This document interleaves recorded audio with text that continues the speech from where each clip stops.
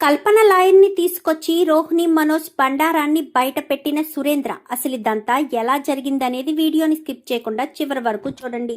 గుండె నిండా గుడిగంటలు upcoming episodes లో ఏం జరగబోతుందో ముందుగా తెలుసుకోవాలి అనుకుంటే వీడియోని లైక్ చేసి ఛానల్ని సబ్స్క్రైబ్ చేసుకుని పక్కనే ఉన్న బెల్ సింబల్లో ఆల్ పై క్లిక్ చేయండి. మొత్తం మీరు చూసుకున్నట్లయితే రోహిణి గుణ చేసిన పనికి పార్వతి కుటుంబం అంతా నలుగురిలో నవ్వుల పాలైపోతుంది. శివ కూడా ఎప్పుడు కూడా ఎగిరెగిరి పడేవాడు. తన వైపు తప్పుండడంతో ప్రభావతి చెప్పుతో కొట్టినా గాని నోరు మూసుకుని ఉండే పరిస్థితి వస్తుంది శివకైతే. ఇంకా అందరిలో కాలనీలోకి తీసుకొచ్చి వీడు దొంగతనాలు చేసి వాళ్ళ అక్కకు పెళ్లి చేస్తాడంటూ హేళన చేసి ప్రభావతి అయితే అక్కడి నుంచి తీసుకువెళ్ళబోయేసరికి మీకు వాళ్ళ గురించి తెలియదేమో, మాకు వాళ్ళ గురించి తెలుసు, శివ గురించి అందరి గురించి తెలుసు, మీరు ఏమీ మాట్లాడకండి, వెళ్ళండి ఇక్కడి నుంచి అంటూ అందరూ కూడా తరిమి కొడతారు. కొట్టేసేసరికి రెండత్తయ్య పోలీస్ కంప్లైంట్ ఇద్దాము అని చెప్పి రోహిణి అక్కడి నుంచి ప్రభావతిని తీసుకుని వెళ్ళిపోతుంది. వెళ్ళిపోయేసరికి ప్రభావతి రోహిణి ఇద్దరు కలిసి పోలీస్ కంప్లైంట్ ఇస్తారు. పోలీస్ కంప్లైంట్ ఇచ్చేసరికి మీనా అక్కడే ఏడ్చుకుంటూ పుట్టింట్లోనే ఉండిపోతుంది. బాలు ట్రిప్ కోసం వెళ్ళాడు కదా, ట్రిప్ పూర్తి చేసుకుని ఇంటికి మీనా మీనా అనుకుంటూ వచ్చేసరికి మీనా లేదురా వాళ్ళ పుట్టింట్లో ఉంది అని చెప్పి ఇంకా సత్యం చెప్తాడు. చెప్పేసేసరికి బాలు అయితే పుట్టింటికి వెళ్ళడం ఏంటి నాన్న అనగానే పుట్టింట్లోకి వెళ్ళడం కాదు శాశ్వతంగా అక్కడే ఉండిపోతుందంటూ ప్రభావతి చాలా గట్టిగానే చెప్తుంది. ఏంటి ప్రభావతమ్మ ఎందుకు అలా మాట్లాడుతున్నావు? నా భార్య ఏం తప్పు చేసింది? ఇంట్లో ఖాళీగా ఉందా? కాలు మీద కాలు వేసుకుని కూర్చుందా? పుట్టింటికి పంపించేసేయడానికి అనగానే ఏంట్రా బాలు ఏమంటున్నావు? నీ భార్య పుట్టింటికి అమ్మ పంపించేసిందా? అమ్మ పంపించలేదు, వాడు చేసిన దొంగతనమే పంపించేసింది అంటూ ఇంకా మనోజ్ మాట్లాడతారు. యారా లక్షల మింగినోడ, నువ్వు కూడా దొంగతనం గురించి మాట్లాడుతున్నావా? నాన్న జీవితాంతం కష్టపడిన డబ్బులు మొత్తం దొంగతనం చేసుకుని పట్టుపోయిన వాడివి నువ్వు దొంగతనం గురించి మాట్లాడుతున్నావా అంటూ ఇంకా మనోజ్ మీద అయితే బాలు 2 అడుగులు ముందుకు వేసేసరికి ఆగండి అని చెప్పి సత్యం అంటాడు. ఒరే బాలు, శివ దొంగతనం చేశాడంట. ఆ చేసిన వీడియో మొత్తం అంతా చూశారు, మీ అమ్మ కూడా చూసింది. ఆ రోజు వాడు దొంగతనం చేసిన డబ్బులు తీసుకుని వెళ్ళిపోయాడని, నా పరువు పోయిందని ప్రభావతియే వెళ్ళి పోలీస్ కంప్లైంట్ ఇచ్చింది. శివను కూడా కొట్టారంట అని చెప్పనేసరికి ఏం మాట్లాడుతున్నారు నాన్న, వాడెందుకు దొంగతనం చేస్తాడు అనగానే అంటే మేము అబద్ధం చెప్తున్నామా బాలు అంటూ ఇంకా రోహిణి ముందుకొచ్చి వీడియోని చూపించేసరికి ఒక్కసారిగా షాక్ అయిపోతాడు. నా ఫోన్ కనిపించకుండా పోయింది, నా ఫోన్లో వీడియోనే ఇది. అసలు నా ఫోన్ని ఎవరు దొంగతనం చేసుంటారు? ఎవరో ప్లాన్ చేసి మరీ నా ఫోన్ని దొంగతనం చేసి తీసుకున్నారు అని బాలు అయితే అనుకుని ఇంకా నా వల్లే ఆ వీడియోని అప్పుడే డిలీట్ చేస్తున్నా ఏ ఇబ్బంది లేకుండా ఉండేదని ఇంకా బ్యాగ్ అక్కడ పాడేసి బాలు గబగబా మళ్ళీ బయలుదేరి మీనా వాళ్ళ ఇంటికి వెళ్తాడు.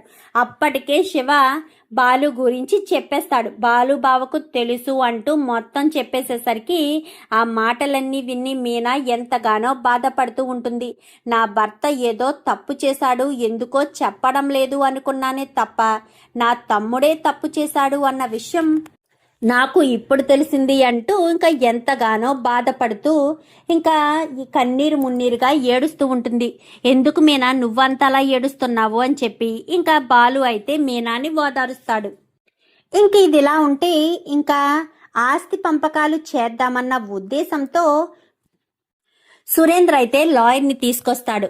లాయర్ని ఇంటికి పిలిపించేసరికి ఏంటి సురేంద్ర గారు, ఎప్పుడూ లేనిది మాతో ఇంత పని పడింది, ఎప్పుడో అమాస్కో పున్నానుకో మేము గుర్తొస్తాము, మరి ఇప్పుడేంటి అనగాని ఏముంది లాయర్ గారు, ఆస్తి ఎలాగా నా కూతురికే కదా, నా కూతురి పేరు మీద ఇప్పుడే ఎంతో కొంత రాసేస్తే బాగుంటుంది, తనకు కూడా ఒక ధైర్యం ఉంటుంది కదా, మా నాన్న నాకు ఆస్తి రాసిచ్చాడని అని చెప్పి ఇంకా సురేంద్ర అయితే లాయర్తో అనేసరికి ఏం మాట్లాడుతున్నారు, అయినా మీకున్నది ఒక్కగానొక్క కూతురు, మరి ఆ ఒక్క కూతురు అయినప్పుడు ఆస్తంతా తనకే కదా వెళ్తుంది అని లాయర్ అన్న మాటకు అలాగే మీరు చెప్పింది కూడా నిజమే, ఆస్తంతా తనకే వెళ్తుంది, కానీ మా తదనంతరం తర్వాత తనకు ఇవ్వడం ఎందుకు, తనకంటూ ఇప్పుడు ఎంతో కొంత ఆస్తి రాస్తే బాగుంటుందని నేను నా భార్య ఆలోచించుకున్నాము అని సురేంద్ర చెప్పేసేసరికి అవునా సరేనండి అని చెప్పాను. కానీ అవును మీ అమ్మాయి పెళ్ళి ఆల్బమ్ చూడలేదు అనేసరికి పెళ్ళి ఆల్బమ్ ఎక్కడండి,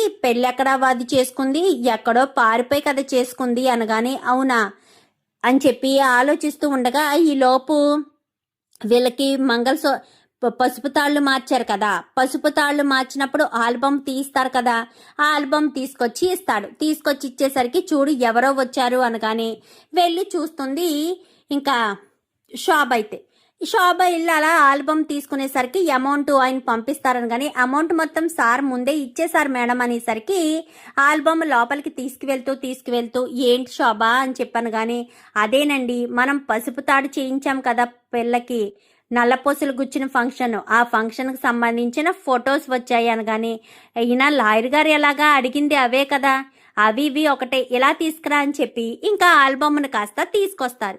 తీసుకొచ్చేసరికి ఇంకా ఆల్బమ్ను చూడండి లాయర్ గారు అని చెప్పాను కానీ చూస్తూ ఉంటాడు. చూస్తూ ఉండేసరికి అందులో ఫోటోలన్నీ కూడా మారుస్తూ ఉండగా చివరికి కదా మనోజ్ అది స్టేజ్ మీదకి వెళ్ళారు. మనోజు ఇటు రోహిణి ఇద్దరు స్టేజ్ మీద కనిపిస్తారు. స్టేజ్ మీద కనిపించేసరికి లాయర్కి సడన్గా గుర్తొస్తుంది, ఆ రోజు 40 లక్షలు తీసుకున్నది వీళ్ళే కదా, 45 లక్షలు ఎస్ వీళ్ళే అని చెప్పి వీళ్ళెవరండి అని చెప్పి ఇంకా సురేంద్రని ఆ ఫోటోలు చూపించి లాయర్ అడుగుతాడు.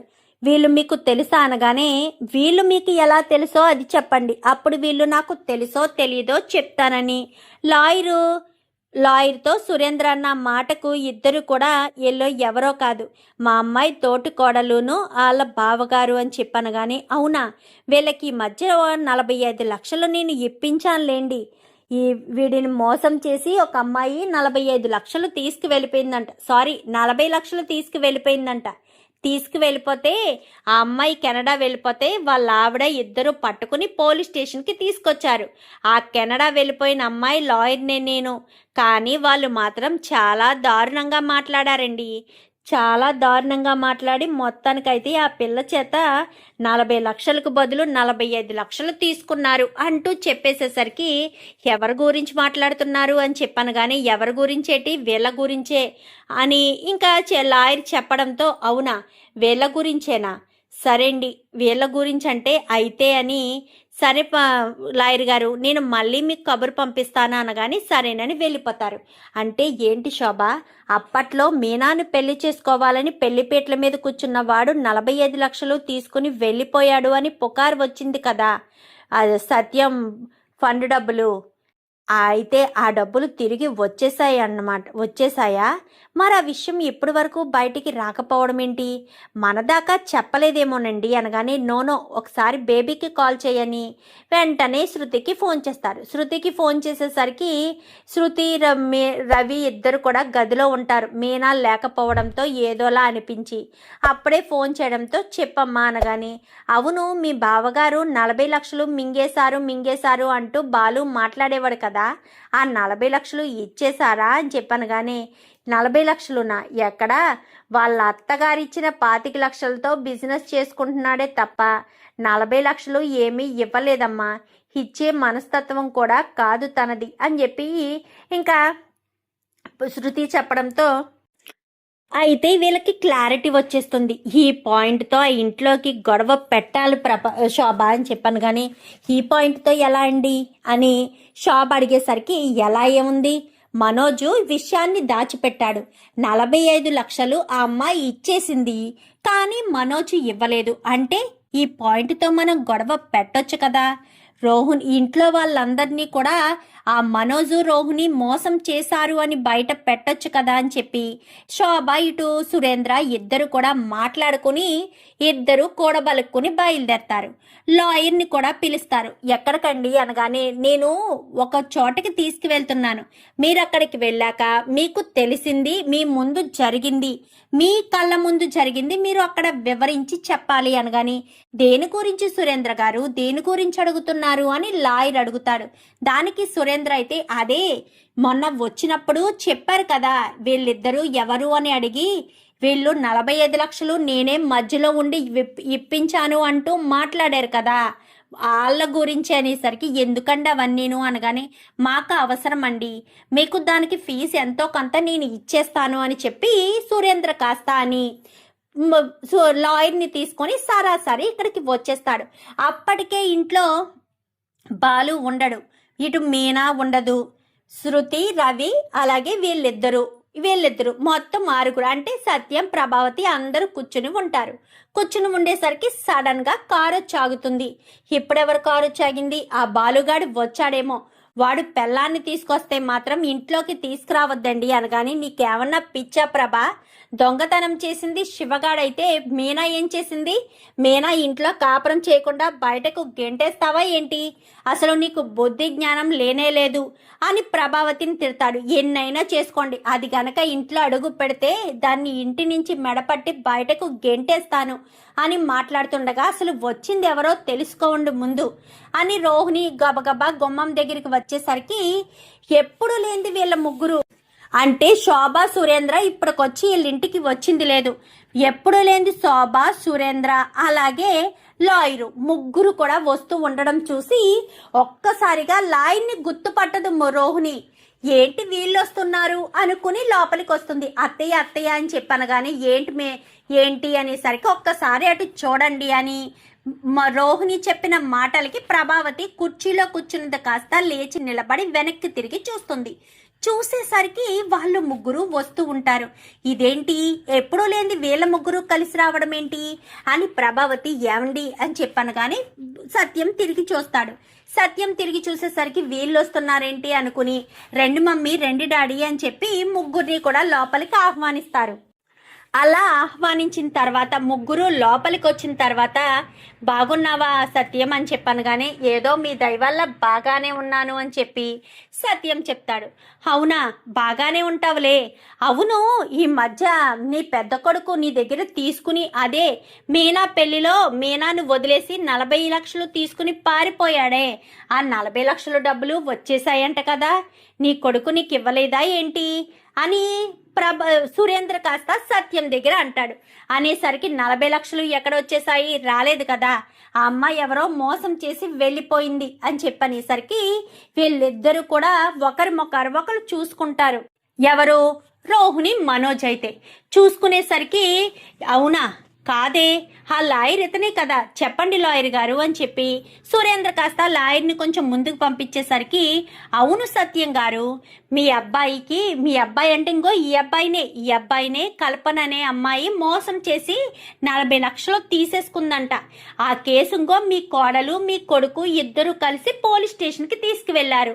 పోలీస్ స్టేషన్కి తీసుకువెళ్తే ఆ అమ్మాయి ససేమిరా డబ్బులు ఇవ్వనంటే ఇవ్వను, నన్ను వాడుకున్నాడు అంటూ మాట్లాడేసరికి ఇంకా నన్ను పిలిపించడంతో ఆ అమ్మాయి ఏమో డబ్బులు ఇవ్వను అని చెప్పడం, వీళ్ళేమో కోర్టుకైనా ఎక్కుతాము అని కూర్చోవడం, ఇలా జరుగుతూ డిస్కషన్ జరిగేసరికి ఇంకా ఇన్స్పెక్టర్ అన్నాడు, డబ్బులు ఇచ్చేస్తే ఏ గొడవ ఉండదమ్మా, లేదంటే నువ్వు కెనడా వెళ్లాల్సిన పాస్పోర్ట్ కూడా క్యాన్సిల్ చేసేస్తాను, నీ భవిష్యత్తును నువ్వే నీ చేతులారా నాశనం చేసుకుంటావు అని చెప్పి ఇంక ఇన్స్పెక్టర్ చెప్పిన మాటలకు ఆ అమ్మాయి కొంచెం కన్విన్స్ అయ్యి డబ్బులు ఇవ్వడానికి ఒప్పుకుంది. అది మనోజ్ అకౌంట్కే కదా 45 లక్షలు ట్రాన్స్ఫర్ కొట్టింది, 40 లక్షలే కదా, ఆ పైన 5 లక్షలేంటి లాయర్ గారు అని సత్యం అడుగుతాడు. అడిగేసరికి, ఇంట్రెస్ట్ అండి 40 లక్షలకు గాను సంవత్సరం కాలం నుంచి తను వాడుకున్నందుకు ఇంట్రెస్ట్ మరొక 5 లక్షలు తీసుకున్నారు. మొత్తం 45 లక్షలు తీసుకున్నారు వాళ్ళు.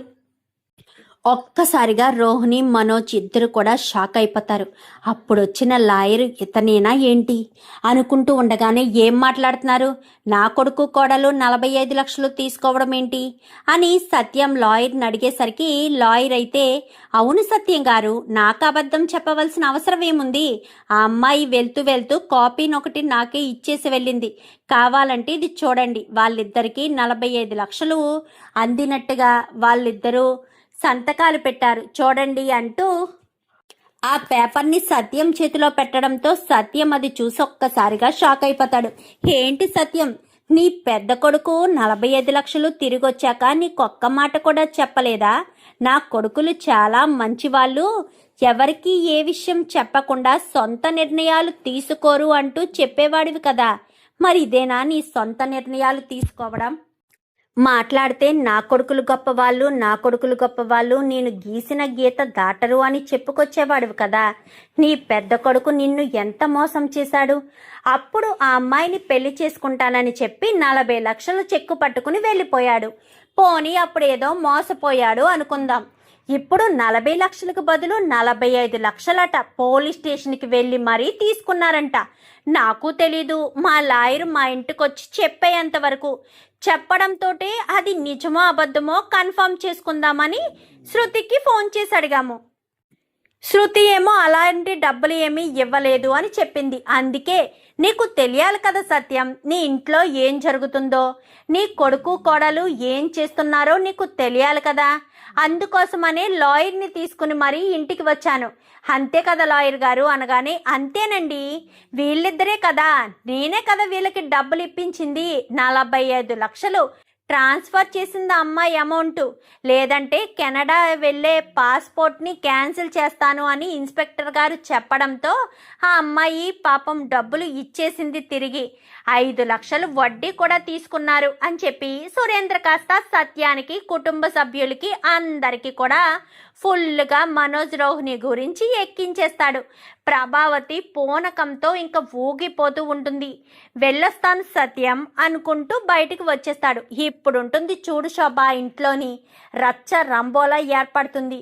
సత్యాన్ని మోసం చేసినందుకు ఎవ్వరూ వదిలిపెట్టారు. పైగా డబ్బుల విషయం అసలే వదిలిపెట్టే సమస్య లేదు అని ఇంకా మనోజ్ అయితే సురేంద్ర, శోభ ఇద్దరు మాట్లాడుకుంటూ చాలా థ్యాంక్స్ లాయర్ గారు అని చెప్పి అక్కడి నుంచి వెళ్ళిపోతారు. ఇంకా వాళ్ళు ఎప్పుడైతే వెళ్తారో ప్రభావతి రోహిణిని, మనోజ్ని గ్యాప్ లేకుండా కొడుతూనే ఉంటుంది. ఇంకా పక్కనే ఒక కర్ర తీసుకుని చిత్తకబాది ఇంకా చిత్త కొట్టుడు కొడుతుంది. కొట్టేసేసరికి, అంటే మమ్మల్ని మోసం చేద్దామనుకున్నారా? పెళ్లి పిట్టల మీద మీ నాన్న పరువును కూడా తీసి పడేసి నువ్వు 40 లక్షలు పట్టుకుని పోయావు దానికోసమని. ఇప్పుడు వచ్చాక కూడా 45 లక్షలు తిరిగి ఇవ్వలేదు. అసలు ఏం చేశారో డబ్బు అనగానే, ఆ డబ్బు ఏం చేశారు అనేసరికి, ఫర్నిచర్ షాపు పెట్టింది ఆ డబ్బుతోనే అమ్మా అంటూ మనోజ్ ఏడుస్తూ చెప్తాడు. చెప్పేసేసరికి ఒక్కసారిగా ప్రభావతి, ఏంటి ఆ డబ్బులతో ఫర్నిచర్ షాపు పెట్టడం ఏంటి? రోహిణి వాళ్ళ నాన్న కదా 25 లక్షలు పంపించాడు. మరి లేదు లేదమ్మా, రోహిణి వాళ్ళ కాదు పంపించింది, ఈ డబ్బులే వచ్చాయి. ఈ డబ్బులన్నీ ఇంట్లో ఇచ్చేస్తే నీ వాటాకు 10 లక్షలు మాత్రమే కదా వస్తుంది. అందుకే ఈ డబ్బులతోటే బిజినెస్ పెట్టుకుందాము, ఆ తర్వాత వచ్చిన లాభాల్లో 40 లక్షలు తీసి డబ్బులు తిరిగి ఇచ్చేద్దాము అని రోహిణి చెప్పిందమ్మా. అందుకే నీతో కూడా ఒక మాట కూడా చెప్పకుండా 30 లక్షల వరకు ఈ ఫర్నిచర్ బిజినెస్కే డబ్బులు పెట్టాను. మిగిలిన డబ్బులు అలా అలా ఖర్చు అవుతున్నాయి అని చెప్పి ఇంకా మనోజ్ అయితే ఏమీ తెలియని ఎల్లుల్లిపాయలా చాలా సైలెంట్గా ముద్దపప్పులా చెప్పడంతో ఇంకా సత్యానికి అస్సలు కోపం కంట్రోల్ కాదు. అప్పటికీ ప్రభావతి చితక్కొట్టింది కదా. ఇంకా సత్యం అయితే చెంప పగలగొడతాడు మనోజ్ది. ఏంటి నీ పెళ్ళం చెప్పిందా? అవి నేను నా జీవితాంతం కష్టపడిన డబ్బులు రావి, ఇంట్లో అందరికీ ఇస్తే నీ వాటా 10 లక్షలు వస్తాయని చెప్పి డబ్బులు మొత్తం నువ్వే తీసేసుకుంటావా? అప్పుడేమో అమ్మాయికి ఇచ్చేసావు, ఇప్పుడేమో ఏకంగా డబ్బులే పోగొట్టేద్దామని అనుకుంటున్నావా? అసలు నీకు బిజినెస్ చేయాలన్న ఆలోచన, బిజినెస్ చేసే విధానం ఏది తెలీదు. అలాంటిది నీకు ఎందుకురా 40 లక్షలు పెట్టి 45 లక్షలు పెట్టి మరీ బిజినెస్ చేయడం నీకు అవసరమా అని చెప్పనేసరికి, అదేంటి నాన్న అలా అంటారు, నేను గొప్పవాడు కావద్దా అనగానే, నువ్వు డబ్బులు పెట్టి ఎంతకాలమైందిరా, ఎంతకాలమైంది, ఎంత ఉంది, ఏంటి చెప్పు, సమాధానం చెప్పవేంటి అనగానే, అది కాదు నాన్న, కొద్ది కొద్దిగా డెవలప్ అవుతున్నాను కదా, కొంచెం టైం పడుతుంది అని చెప్పి ఇంకా మనోజ్ అయితే మాట్లాడతాడు. ఆ మాటలకు సత్యం అయితే మళ్ళీ కొడతాడు. ఏంటి కొంచెం కొంచెం డెవలప్ అవుతుందా? నీకు అసలు బుద్ధుందా? కొంచెం కొంచెం డెవలప్ అవ్వడం ఏంట్రా? నీకు డబ్బులు వచ్చిన విషయం ఇంట్లో చెప్పాలి కదా. ఇంట్లో చెప్పకుండా నీ సొంత నిర్ణయాలు తీసుకోవడం ఏంటి? అసలు నీ సొంత నిర్ణయం తీసుకునే హక్కు అధికారం ఎవరిచ్చారు? నీ భార్య చెప్పిందని చెప్పి నువ్వు తన పుట్టింటి నుంచి తీసుకొచ్చిందని చెప్తావా? నేను జీవితాంతం కష్టపడిన డబ్బులు రావి నీ ఒక్కడికి దారాదత్తం చేయడానికి కాదు. చిన్నప్పటి నుంచి మీ అమ్మ స్వార్థంతో నీ గురించి మాత్రమే ఆలోచించి కేవలం నీ చదువు నీ భవిష్యత్తు గురించి మాత్రమే ఆలోచించింది. రవిగాడిని చదివించడానికి నేను ఒక్క రూపాయి ఖర్చు పెట్టలేదు. డబ్బులన్నీ కూడా బాలుగాడే ఇచ్చేవాడు. వాడు కొంచెం ఎదిగిన తర్వాత రవిగాడి చదువుకి వాడే సహాయం చేశాడు. అలాగే మౌనిక చదువుకు కూడా వాడే సహాయం చేశాడు. కేవలం నా డబ్బులతో నీ ఒక్కడిని మాత్రమే చదివించింది. నువ్వేదో గొప్ప స్థాయికి వెళ్ళిపోయి మీ అమ్మను ఉద్ధరించేస్తావని. ఇది ప్రభా నీ కొడుకు చేసిన పని. నీ కొడుకు గొప్ప స్థాయికి వెళ్ళిపోతాడు అని తెగ పొంగిపోతున్నావు కదా. అబద్ధాలు చెప్పాడు, మోసాలు చేశాడు, దొంగతనం చేశాడు, పార్కులో పడుకున్నాడు, గుడి ముందు అడుక్కున్నాడు, ఇంకా ఇంకా ఇంకా దిగజారిపోతూనే ఉన్నాడు.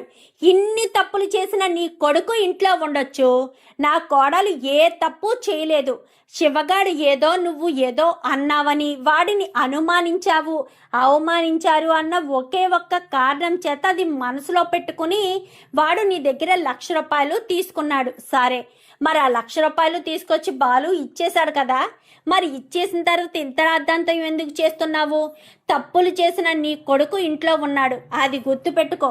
అర్థమవుతుందా? వేరే వాళ్ళ గురించి మనం 1 వేలు చూపిస్తే మన వైపు 4 వేలు చూపిస్తాయి అని నువ్వు తెలుసుకుంటే బాగుంటుంది అని చెప్పి ఇంకా సత్యం అయితే ప్రభావతికి కూడా గట్టిగా వార్నింగ్ ఇస్తాడు. ఇచ్చేసరికి ఇంకా రోహిణి అయితే టెన్షన్ పడిపోతూ ఉండగానే రోహిణి చెంప చెల్లు అనిపిస్తుంది ప్రభావతి.